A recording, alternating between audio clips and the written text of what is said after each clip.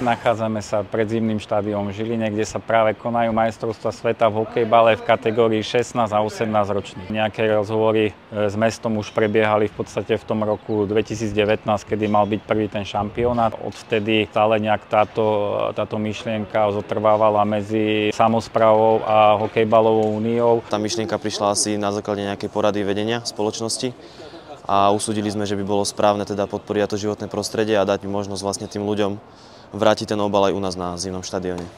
Myšlienka bola asi hlavne teda nejak zrevitalizovať, respektíve zmodernizovať areál zimného štadióna, či už z tej zvonkajšej strany, alebo sa to použije na rôzne opravy alebo podobné práce na zimnom štadióne. Tak určite priorita bola aj to, aby sme podporili tú myšlienku toho zálohovania týchto vrátnych obalov. Týmto by sme chceli možno aj vyzvať nejaké iné organizácie, aby sa zapojili do tejto myšlienky a podporili tento projekt.